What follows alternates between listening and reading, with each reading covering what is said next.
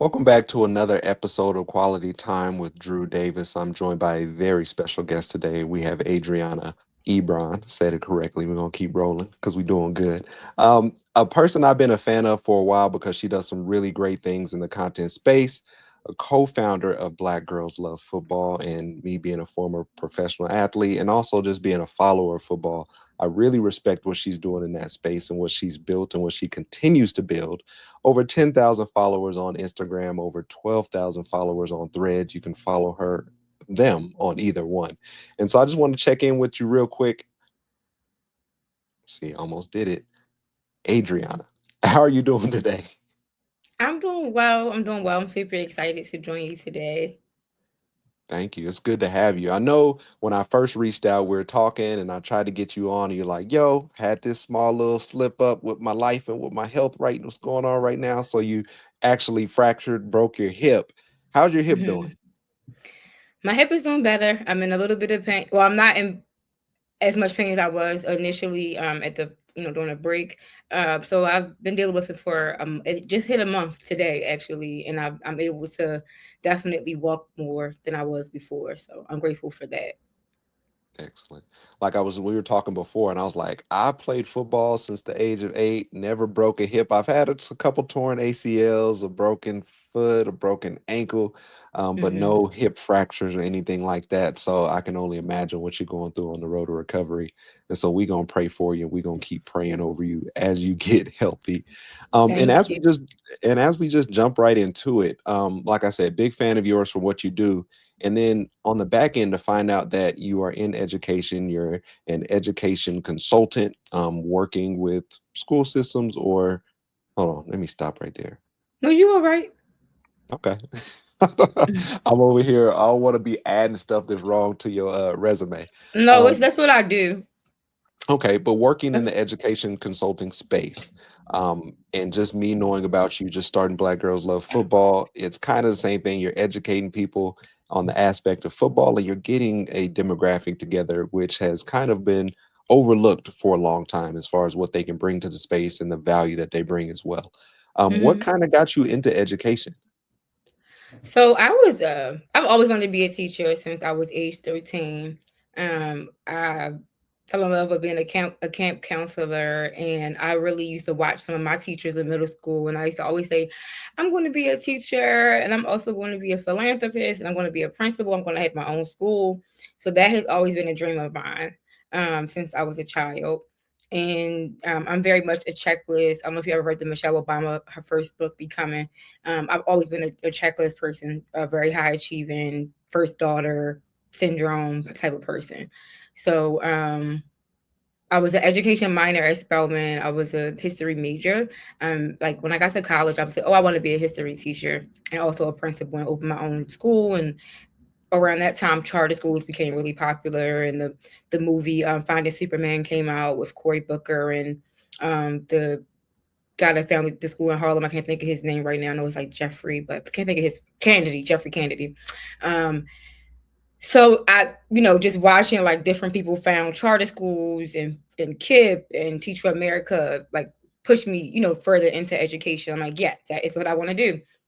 And so I went to I got a fellowship to go to NYU. I was a Woodrow Wilson teacher of color fellow. So I went to NYU for my master's in education, and I just went straight through like with teaching. I taught for a few years, and just with some health challenges and having a kid, I decided to take a step back from the classroom and go into education consulting when I did finally come back into the workforce.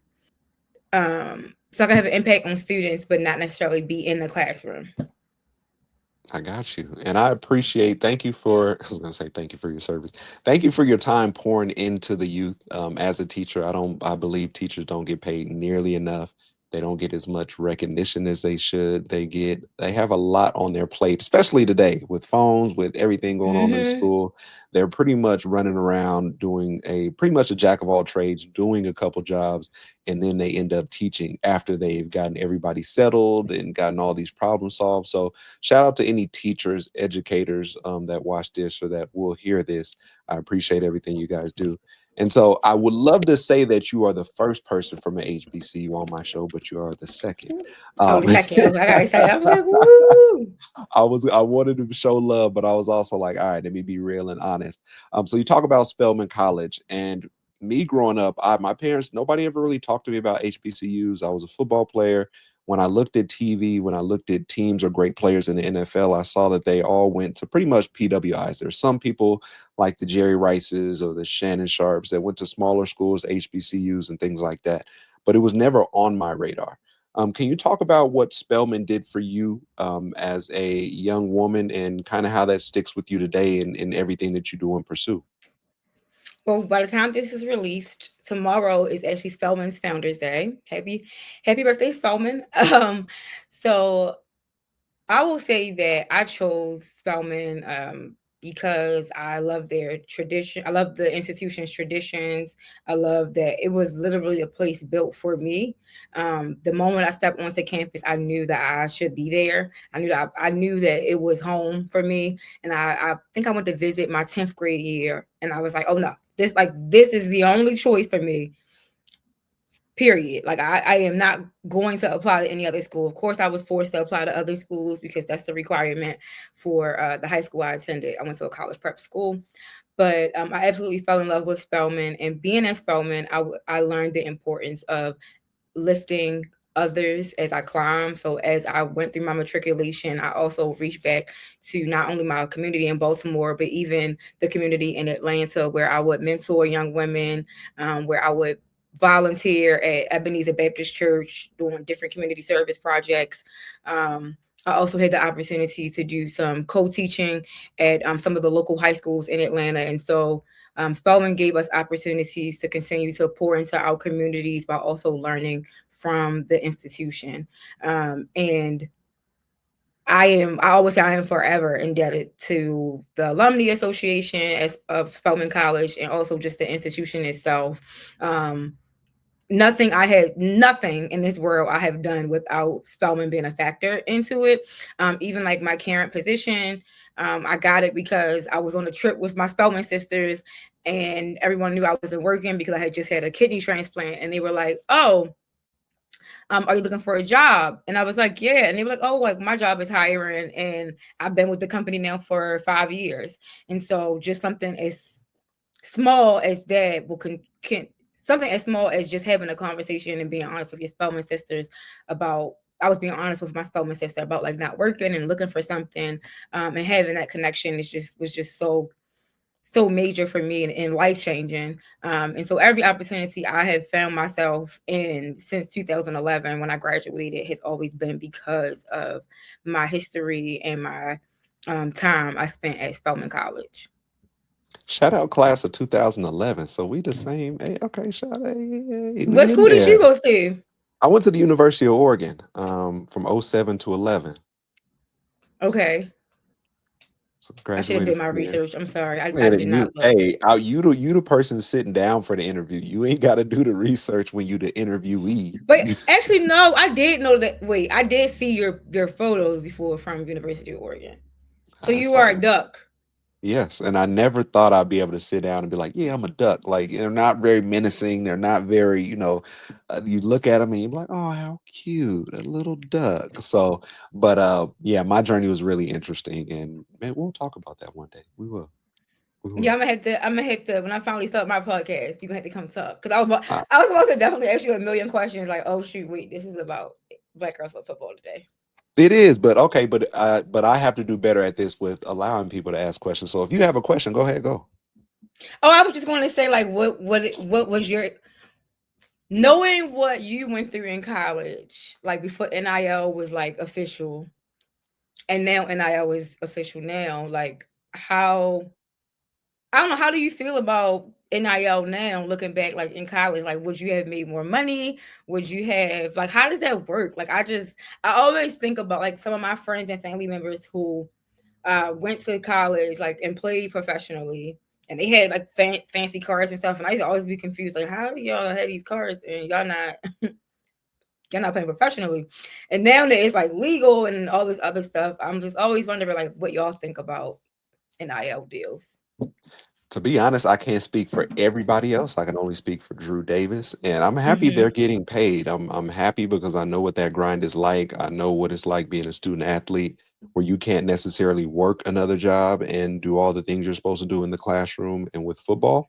I just hope they're getting the right financial advice. I Hmm. think for me, going to college, not gonna say the education was enough, but I guess I wouldn't know how you getting paid, what that does for your hunger for what you're pursuing.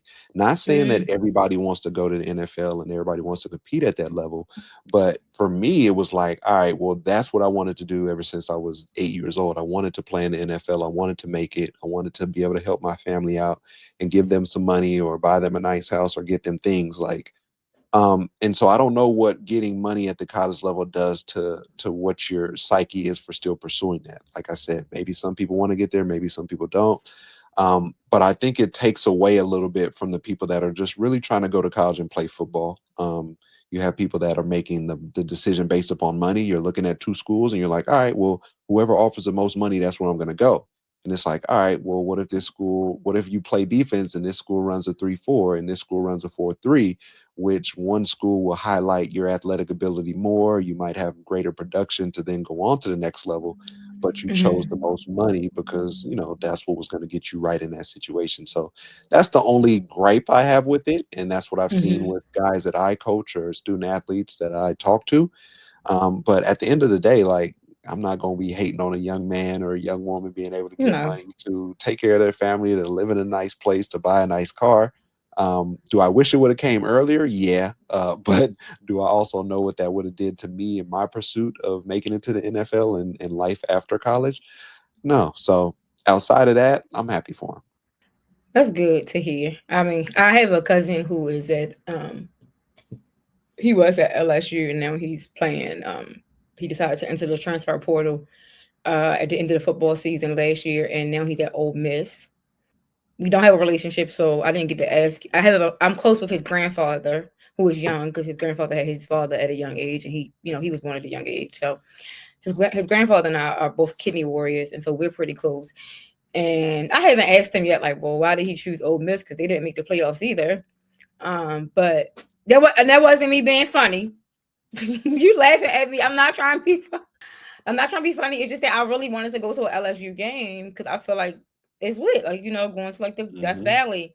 And so I was like, dang, right before I was trying to go to a game, he transferred to another school, and I have no desire to go to the state of Mississippi.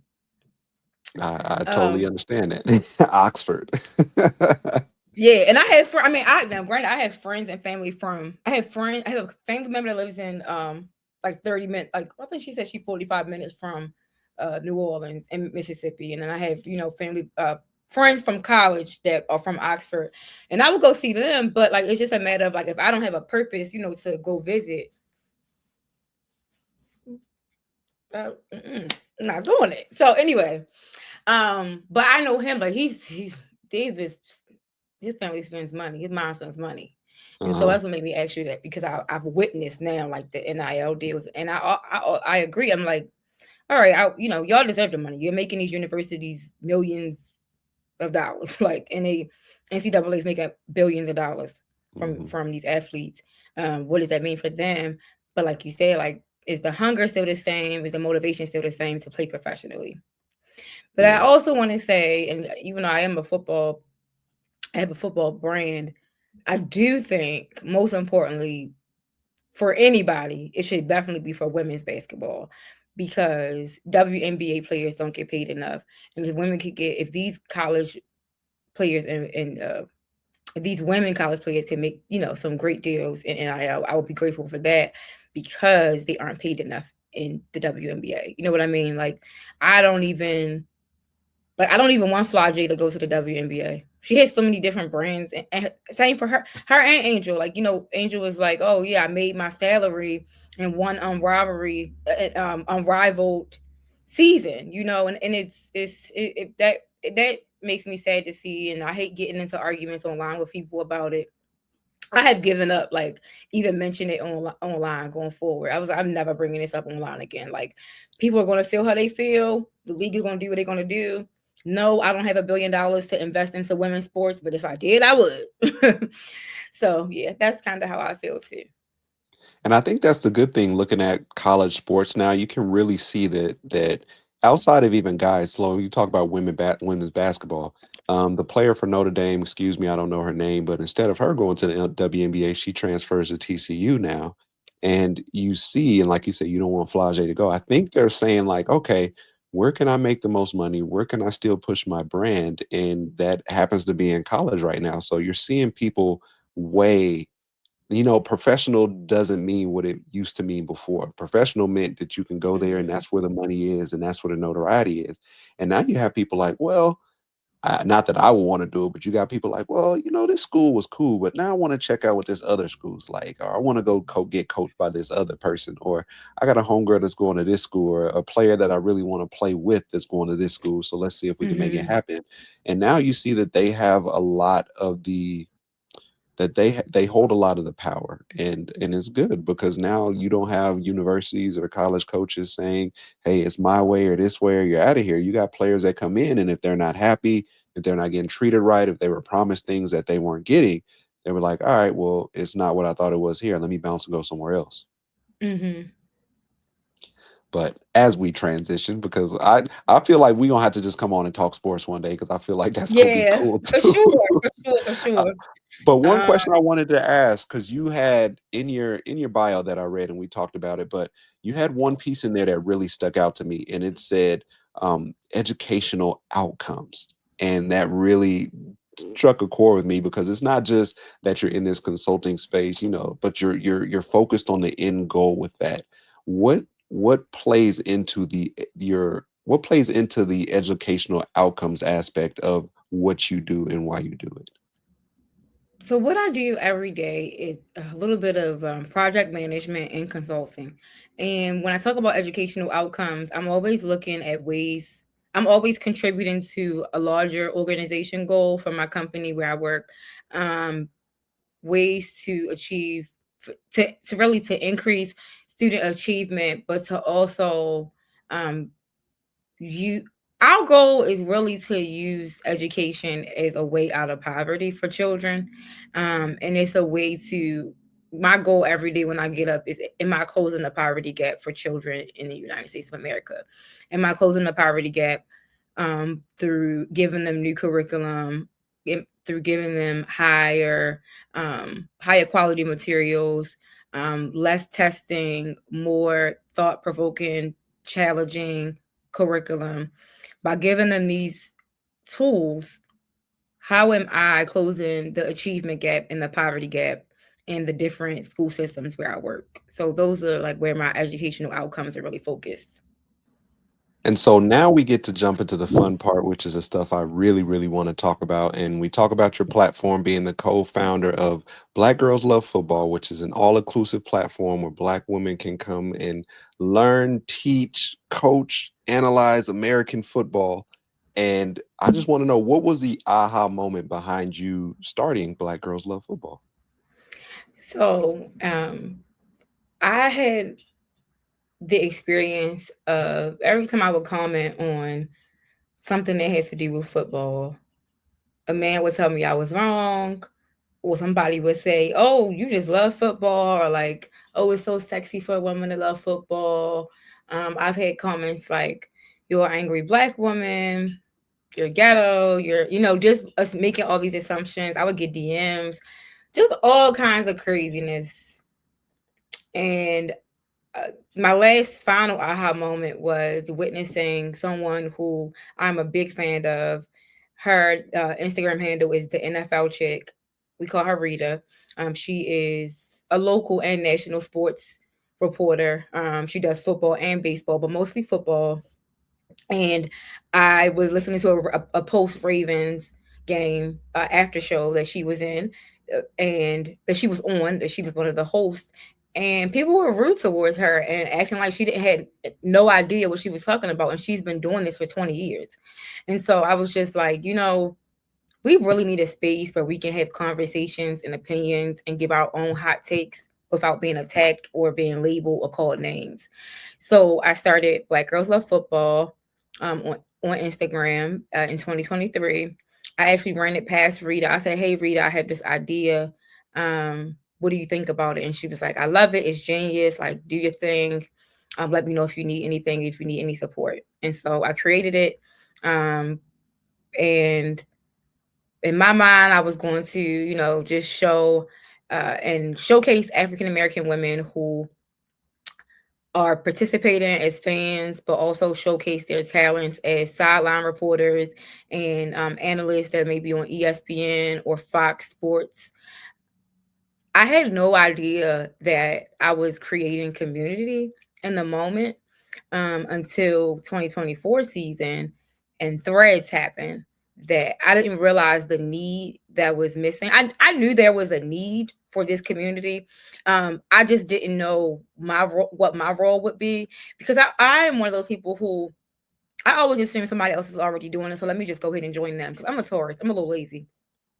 So I'm very ambitious, but I can be a little lazy. So I was like, oh, I'm sure somebody else already has this, and someone does have it. They have shout out to Black women who love football. They have a community on Facebook of about 40,000 women. So they do already have Black women who love football, but it's not an Instagram page, and it's really strictly for fans, I believe. It's not necessarily for like we kind of serve two different purposes, but it's definitely a large community. And shout out to them. So I like looked up like names, and I'm like, oh, nobody has the name Black Girls Love Football. And often on like Instagram, you'll see Black Girls Love Target, Black Girls Love Flowers. Also, shout out to them; they're my favorites. But it's lots of different pages dedicated to Black women's self-care and what we love, and just uplifting us and giving us places to be seen and heard. And so I felt like it was really important to name this page Black Girls Love Football, as a way to honor our voices and uplift us Black women, who have opinions and thoughts on football, and we know what the hell we're talking about, and people are not going to just be able to come and say you don't know what you're talking about, because we do. So that is why I created this space. I felt like it was very necessary, and I've witnessed it become even more necessary in today's political climate. Mm. And I know you said there was a Facebook group, Black Girls Who Love Football. Was there any pushback with them with you starting the Instagram? No, so it's actually a page called Black Women Who Love Okay. Football. I have not heard from them. They are trademarked. I'm working on getting Black Girls Love Football trademarked, and so I spoke with the trademark lawyer who was working on it. They told me like, oh, like you could get some pushback from them, but she explained like trademarking is different. Like if you are trying to, because you can trademark for name, you could trademark for media, you could trademark for items, and so like it could be that I can just trademark for items versus they might just trademark for something else. So it just depends on what you want to trademark for. Um, but Black women and Black girls are obviously two different names, and I definitely think we have two different audiences. And I think there are enough Black women to participate and be celebrated all around. I would 100% agree with that, but just sometimes people be a little greedy with what they doing sometimes, or a little protective, I should say, of what they're Yes, doing and what I they got definitely going. like I haven't spoken to anyone from that organization in particular, because they're, like I said, they're not on Instagram at all. Um that I've seen. Like I haven't seen the page on Instagram, but I saw it on Facebook. And somebody added me to the Facebook page. But I declined it because somebody had posted a video that I created giving Mike Tomlin his props. It went viral on a Steelers page. I'm a Ravens fan. So the video went viral on a Steelers page. Snoop Dogg posted the video. I'm rolling my eyes because my dad was so angry. He was like, "Why would you give Mike Tomlin props the week of Steelers Ravens?" I said, I know, I'm sorry." He was like, "You could have gave him props any other week, just not the week of the Ravens Steelers game." So anyway, somebody went to add me to the group, and this lady was calling me all kinds of names. Um, on the video, like in that group, somebody's in the group screenshotted like, "Oh, this lady is calling you out and saying you're not a real Ravens fan." And I just never joined the group because I was like, well, I don't want to like go in there and start arguing with people, like, because that's not the goal. The goal is to make the Yep. connections. So I just felt like maybe, like, maybe not right now, I won't join. And I already have, like, my own space that I've created. So I would love to, probably collab with them at one point or give them a shout out. I just gave them a shout out too. So like I said, I think we have different audiences, and one day we might collaborate. But no, I haven't gotten pushback at all. Okay. Nah, that's love. Like you said, on this show, we give love. There's no hate. You already gave a shout out. You gave the story. You gave the backstory. You gave your side of the story, which is the most important part of the story. And the point that I want to know, so you say, you gave Mike Tomlin props during, which is a definite no-no during Steelers Ravens game week. Who won And we that game? we lost. We lost. So everyone blank, and my whole entire family, tribe. I got called every name but the child of God from, like, Lamar. I don't know if you ever dealt with Lamar Jackson fans.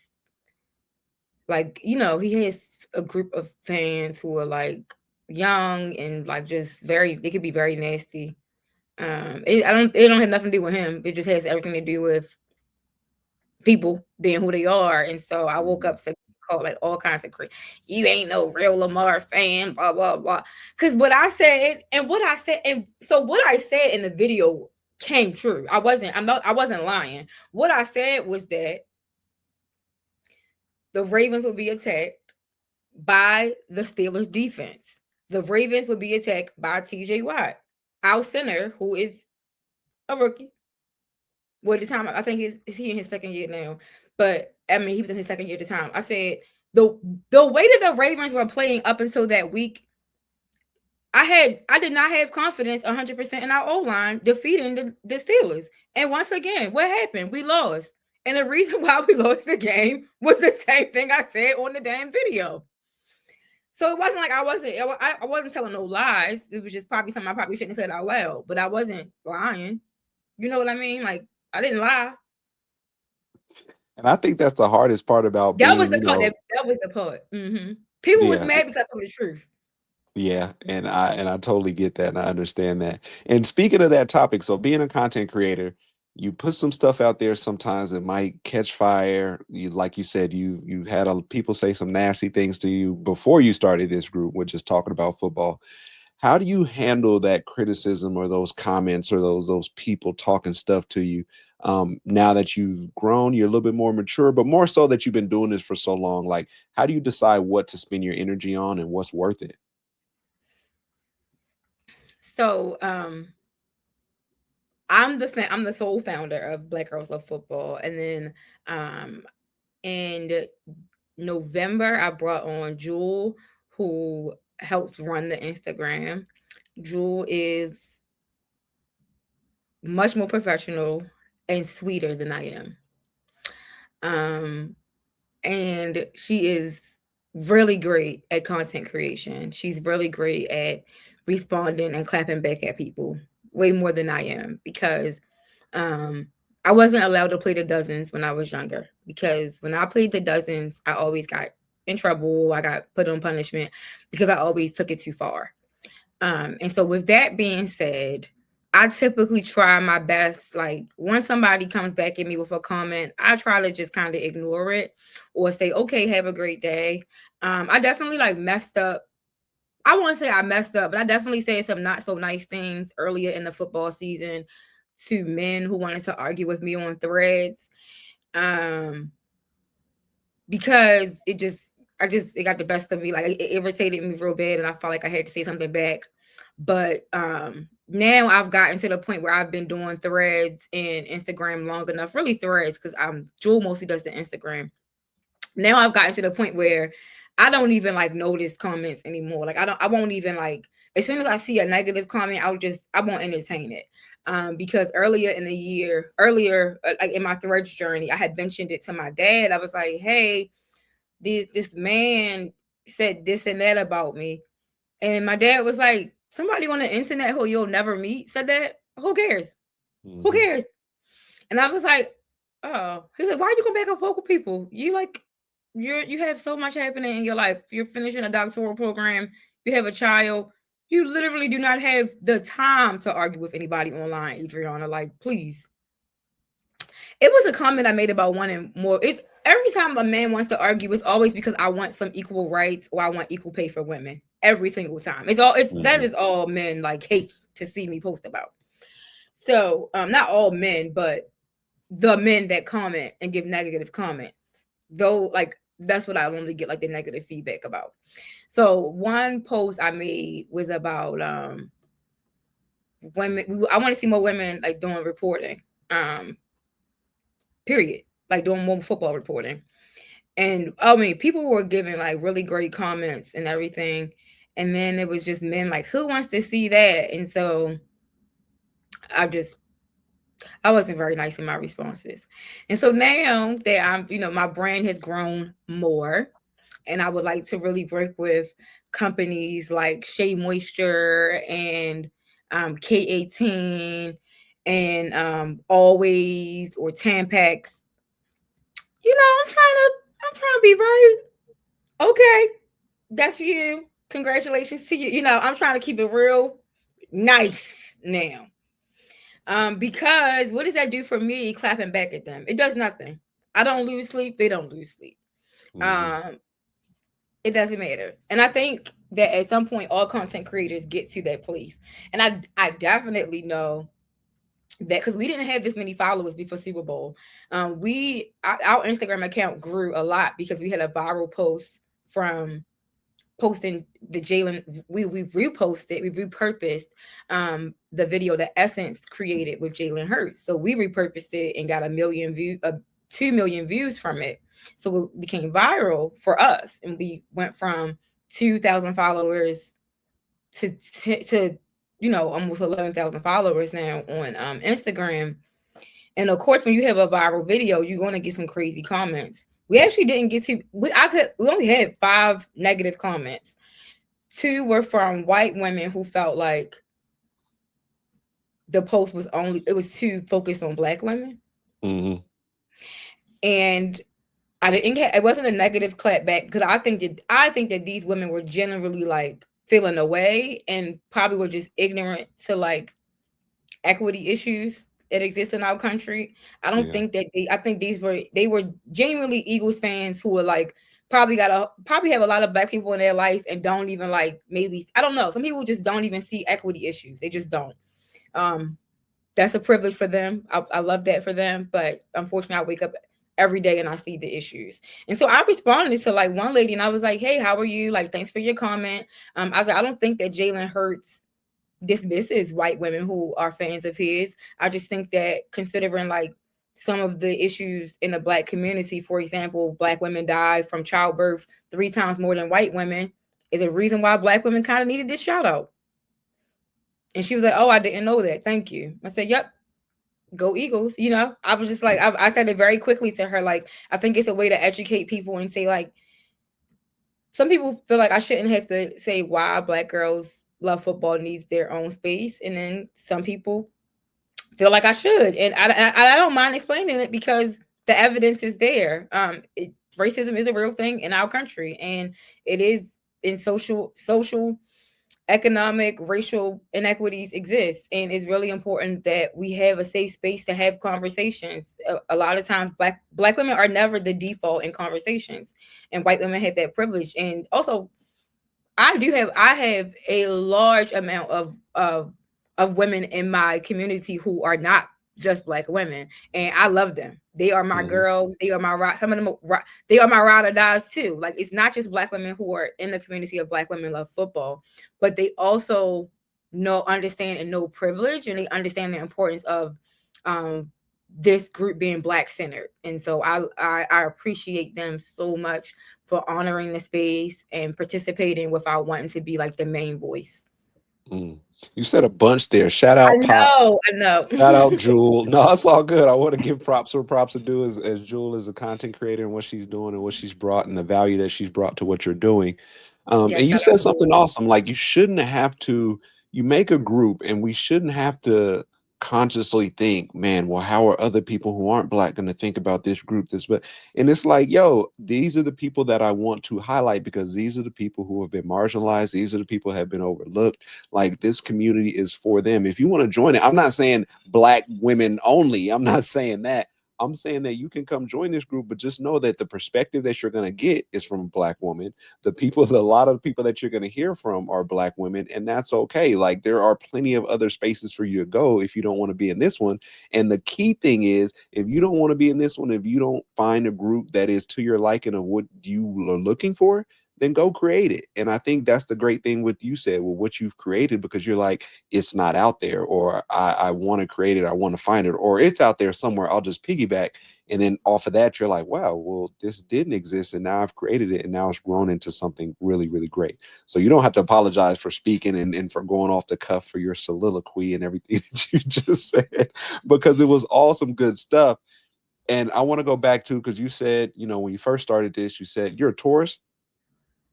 You Hmm. said, I'm kind of lazy at times. I'm passionate, but I'm lazy. So with that, like you said, you thought this would exist somewhere, it doesn't, and then you do it.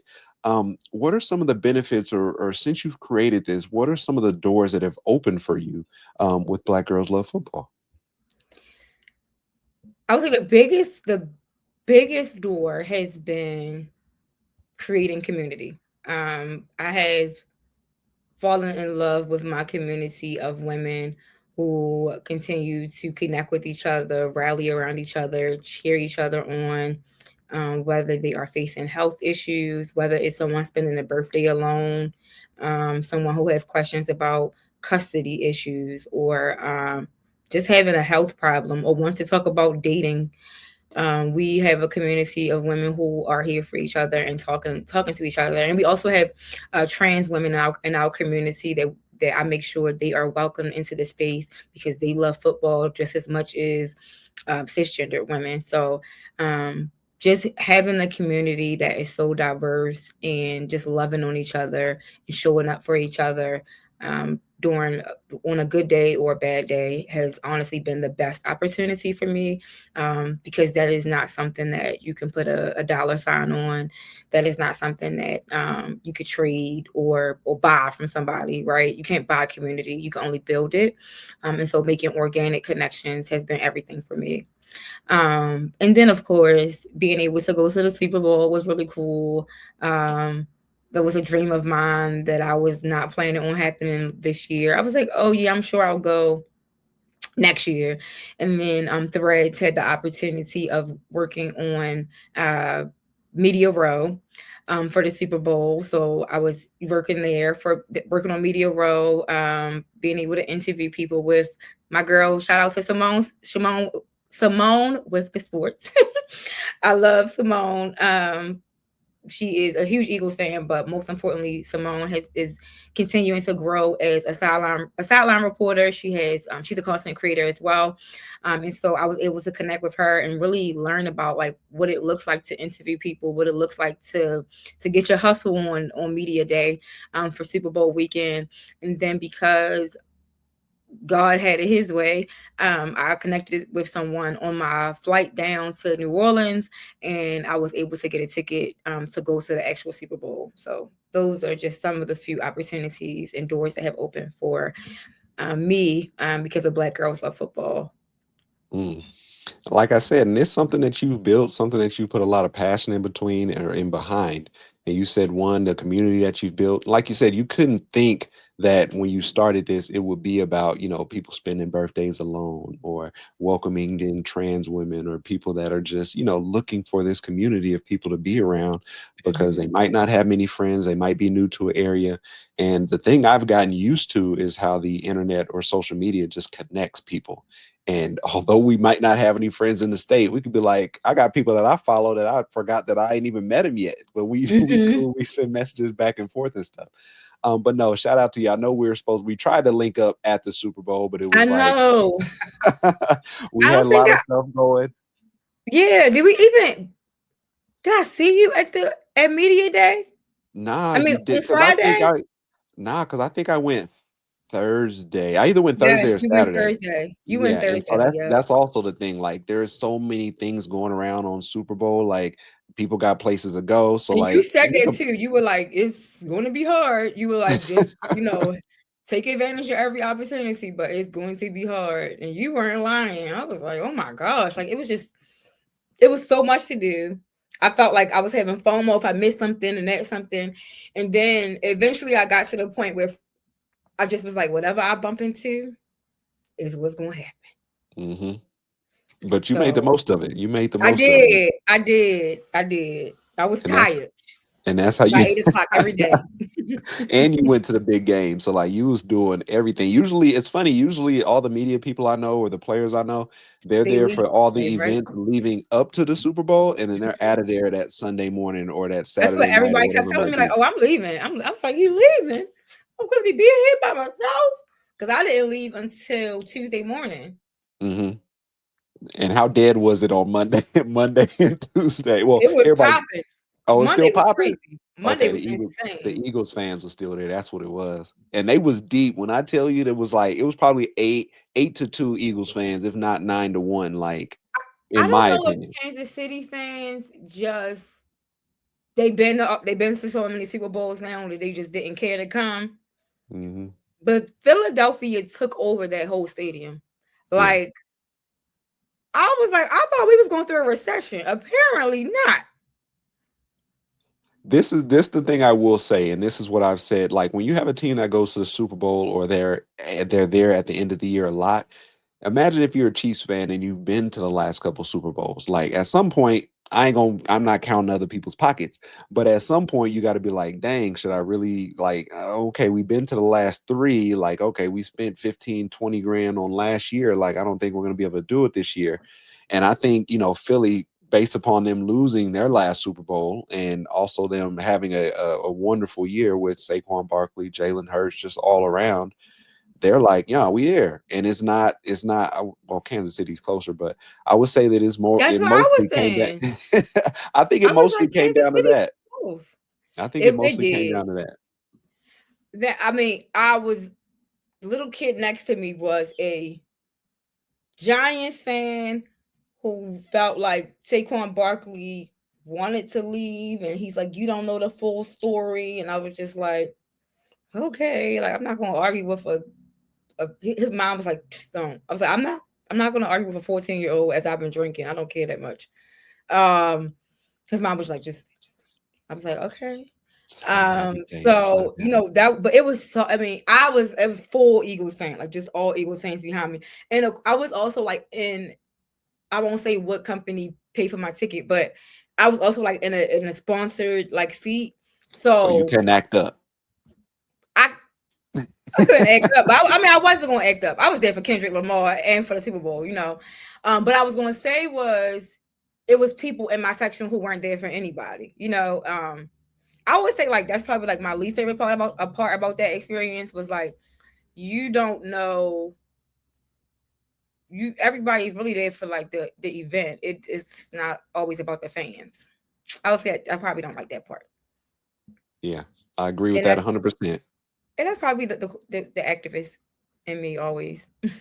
It's the I'm activist, but always also go I'm ahead. always I was say I'm always like I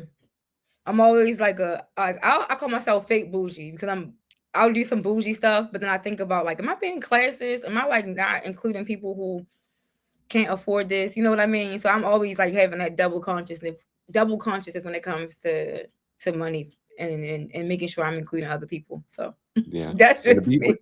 And to be real, the Super Bowl is starting to price people out. It's not about, the normal average fan can't really even get to home games now. Like I got players that play for um the Chargers and why am I blanking, the Rams.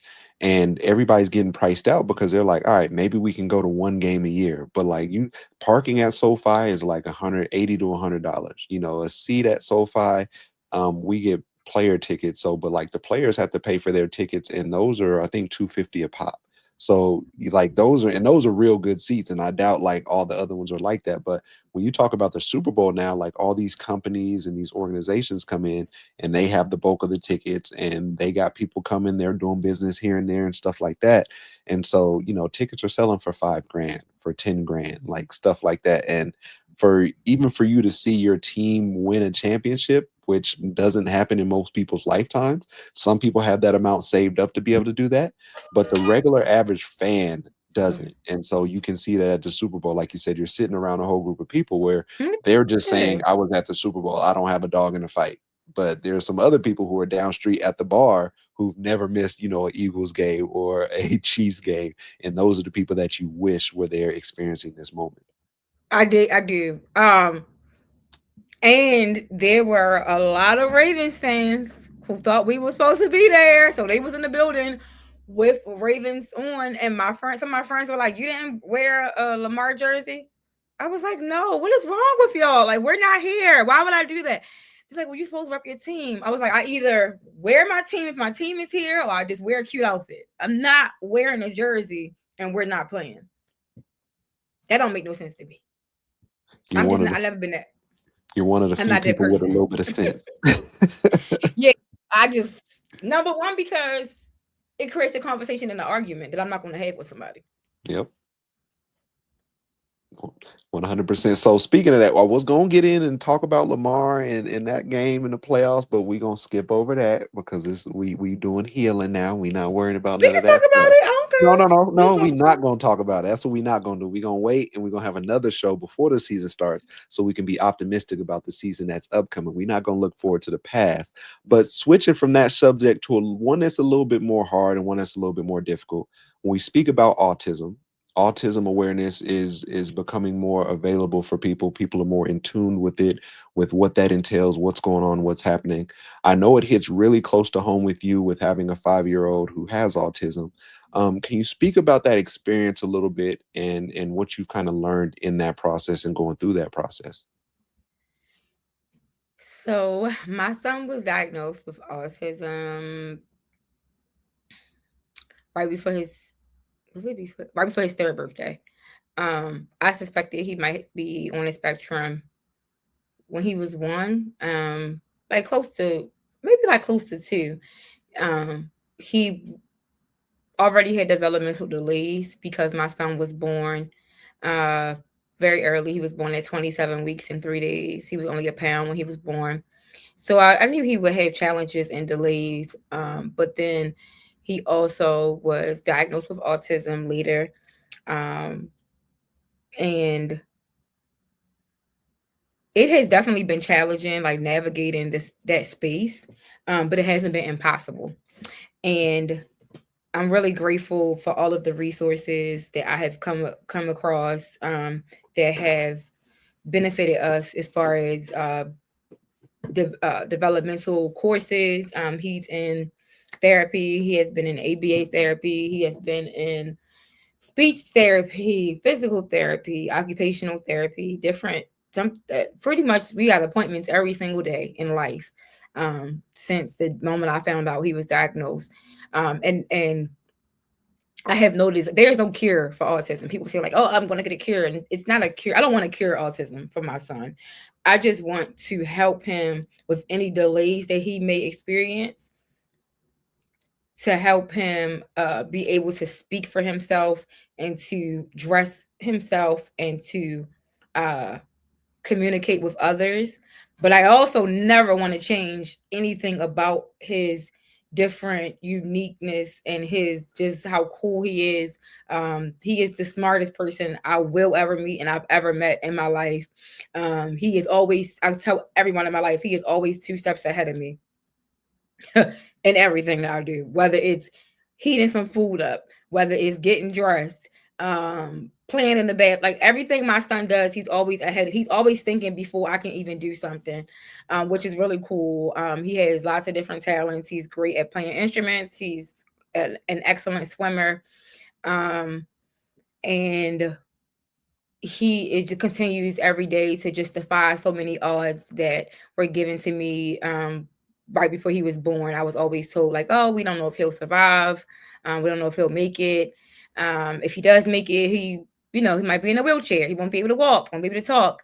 And so he has literally defied any and every odd that someone placed in his path. And I am always grateful that mom to someone who has overcome so many challenges and is still overcoming challenges with autism every single day, because I am a witness that it is not um a death sentence. It is not this terrible thing that others might have you think. Does it come with challenges? Absolutely. Motherhood comes with challenges by itself, but being a special needs parent comes with, unique challenges that we are built to solve and fix, if we take advantage of the village that is around us and take advantage of the resources that are available. Shout out to you as a mom, and shout out to him as a son, being two steps ahead of you and making sure that you're sharp and on your stuff. And I loved how Yeah. you said there's nothing I would change about him. He's great. He's smart. He's all the good things you said about him as a son. And I think it's very important for us to know that, like you said, like people think, autism can be cured, and you're like, it can't be cured. And also, I don't want to change him and what he entails and his physical makeup of him. And one thing that sticks out to me is you said he's the smartest person I've met and I will ever meet. And I'm like, dang, at 5, okay, he got me by a little bit. All right, I got some catching up to do.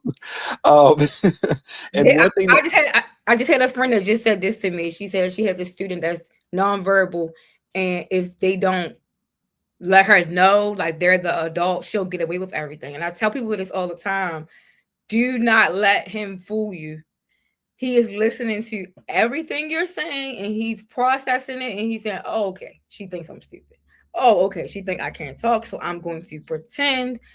And I told his teacher, I was like, "You have issues with him because you keep." And I know because people do it all the time. Adults make the mistake all the time of having adult conversations in front of children who they think don't know what they're talking about. If my son could repeat everything he said, I would be terrified because everything he heard, I meant, I would be terrified because Aston processes everything that everybody says. His grandmother is in Miami right now. She goes to the beach every morning. Every morning. So 3 days ago, I asked no, a week ago, I said on FaceTime, "Are you going to the beach this morning?" And she said, "Oh no, I'm gonna wait to go to the beach." Do you know what my son did 3 days later? He took his device and he hit beach, beach. I said, "No, Abuela's at the beach. You're not going." He said, "No, Abuela, beach," on his device. So he waited and put that in his brain, like, okay, if Abuela's going to the beach, I'm going to the beach too. And I'm trying to tell him, you don't live near a beach. I'm like, do you want to go to Miami? Okay, we can go to Miami, but you're not going to the beach anytime soon. Also, with autism, they tend to wander or run. Sometimes they can run away. And so that is why we don't take him to the beach. He wants to go, but he's not going unless I have like a rope tied to me and him and somebody else because he runs away too fast. I appreciate that story. That speaks to how smart he is and how a couple steps ahead of you guys he tries to be, and Mm-hmm. that he is. You use a good term. You use the term warrior. So you're a kidney transplant recipient. Your son has autism, but you said we're both warriors and we're both fighting through this. Why do you choose the term warrior to describe what you guys have been through and the process you guys are using to get through it?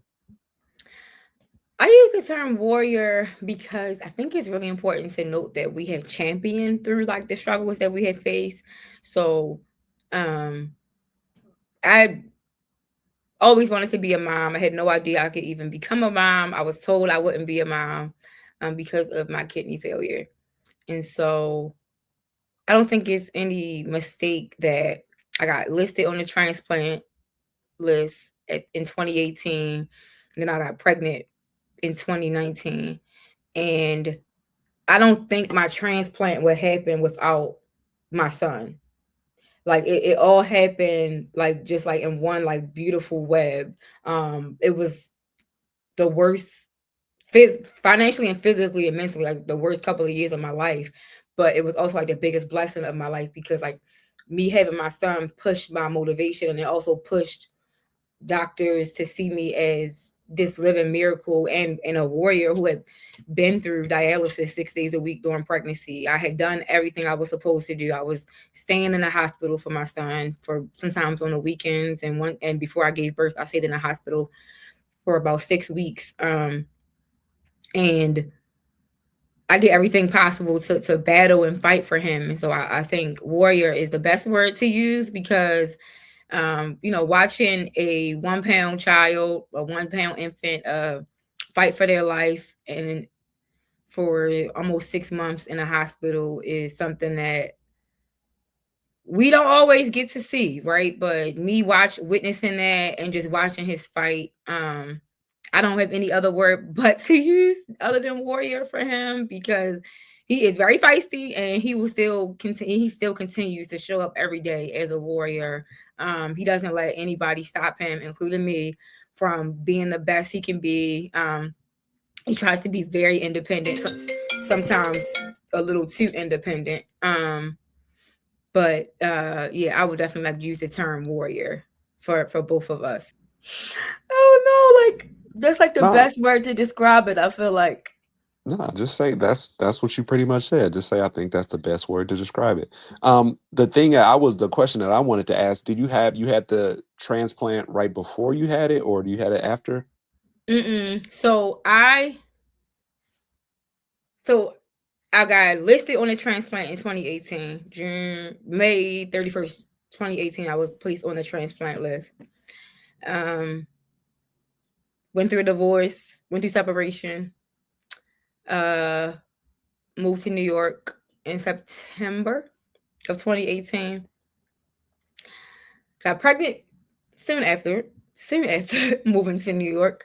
Um, and once I was pregnant, I had to it sped up some of my kidney issues, but I was up. So the J, and this is a good, it's a good story. I had to like fight the shame around it, because having a child without a partner and choosing to be a single parent is not always like something I like to advertise. But I don't mind sharing with your audience. So the day I found out I was pregnant, was the same day I was going to get a device placed in my body for dialysis. And so I went in and I looked at my doctor and I said, I have some really bad news for you. And he was like, what? I was like, I'm pregnant. And he was like, how? And I'm like, I don't know, but I am. Somehow this happened. He's like, are you sure? I was like, I am pretty sure. And he said, well, what do you want to do about I get always emotional talking about this story. He's like, what do you want to do about it? And I was like, well, what do I like? I don't have an option, right? And he was like, do you want to have a baby? And I was like, yeah, I want to have a baby. I'll have a baby. He's like, okay, we're gonna have a baby then. Like he speaks Spanish. He's Spanish speaking, but he's very thick. His very thick accent was like, we'll have a baby. You know, he's like, okay, we'll have a baby. He made it so simple. He was like, you'll see a nephrologist in New York. You will see uh you know a high risk doctor every couple weeks, and we're going to be fine. We're going to make it happen. I was just looking at him like, what? Because I just knew that day I knew he was going to be like, oh, you can't have this baby, like, like this is going to ruin your kidneys, because uh, every specialty doctor is focused on whatever specialty they're in. Some doctors you're not always going to find a doctor that's going to say like what he did for me. Like another doctor might have advised against it. A lot of doctors would have advised against it. And even during my pregnancy, people were looking at me like, this is crazy. Like they told me I was crazy for even like trying to continue my pregnancy. I was crazy for making this choice. I was putting me and my son in danger. I went through all of that during my pregnancy. But anyway, so I was on dialysis. My second trimester, I was on dialysis 6 days a week for 3 hours a day. I had Sundays off to myself where I would rest. And I was still working. I was teaching and I was going to dialysis in the evenings, doing the best I could do, still going to doctor's appointments and everything else. And then things got really intense and bad. And so I moved back to Baltimore in June. And then, like I said, I was in the hospital for most of July, going into like the first week when I had my son, first week of August when I had my son. And so I didn't get my transplant until I got a phone call for my transplant in 2021. And so how like pregnancy and kidneys work is like, um, once I had my child, I still couldn't get so once I was pregnant, you can't get transplanted and be pregnant. That's just that's dangerous. So they took me off the transplant list and they were like, oh, you gotta wait a year after your pregnancy before you can get on the list again. And I dealt with postpartum depression and postpartum OCD, and postpartum I would say postpartum like PTSD as well because of being rushed into emergency surgery. I dealt with like a lot of flashbacks and things like that. And with kidney failure, I mean, with dialysis alone, you already facing like being depressed and it's pretty dark. And with the transplant, if they see anything in your chart that you are having any type of mental health struggles, they will not transplant you. And so I thought I was doing a good job of lying to the doctors and oh yeah, I'm fine. But somehow it was still in my chart that I was dealing with anxiety and postpartum depression. So I spent all of 2020 like dealing with that. And then I would say December 2020, I got into it with my dialysis nurse. We got into a really big argument because um a friend of mine had passed away. She was like 85, but she was my friend on the machine. And we had a group of us that we all would talk every day. And she separated us. And I was like, people are in here dying left and right, and you don't want us to talk to each other. So of course, I was the youngest person there, and I'm from Baltimore. And I was giving her a piece of my mind one day, and I was like, you know what? I don't even want to come in here anymore. And everybody's like, don't say that. I was like, no, I'd rather just stay in the house and let my doctor figure it out. I was like, I'd rather die than come in here and deal with y'all every day. Would deal with the nurses. It wasn't my friends, it was the nurses. Like they just made it impossible to deal with sometimes. And I told my doctor, I was like, I don't want to do dialysis no more. He was like, what? This was my same doctor who, it just so happened to be my same doctor who said, I could have the baby and everything. And he was like, um, Adrianna, I think you are really close to the top of the list. I was like, really? He was like, yeah. He's like, really close. He's like, don't stop coming to dialysis. And 2 days later, I got the call for me to get a transplant. And I was like, oh, he wasn't joking about being real close to the top. So he must have had, because I kept wondering why he was even in clinic that day. I was like, Yeah. why are you here? I was looking at him like, why are you here? He's like, I came to check you out. And I was like, by that time, I had, all my degrees and all my training and being professional with people was out the door because I was so sick of that nurse. Even think about her now, I get mad. And I looked at him. I said, I'm sick of these people. And he's so used to me being nicer. He wasn't used to seeing that side of me. I was darker. I was super small. I wasn't even myself. I was angry all the time, dealing with an infant at home, the pandemic. Like, it was just so much happening. I was like, I'm done. I'm tired. I was just so tired. And he said, pretty sure you're at the top of the list. And I was like, whatever. He just talk, and my mom like, whatever. He just talking trash so I could stay in carriage. But okay, whatever. And I got that call that Sunday. I was like, what the heck? That was crazy. So yeah, I got my transplant in January 2021. That's love. I appreciate you. First of all, I appreciate you sharing with me. I appreciate you being vulnerable. One thing I tell my clients and the people that I coach, own all of your story. Don't be ashamed about none of it. Don't sit here. I like there are so many people that are experiencing the same thing that you went through and that you're going Mm-hmm. through.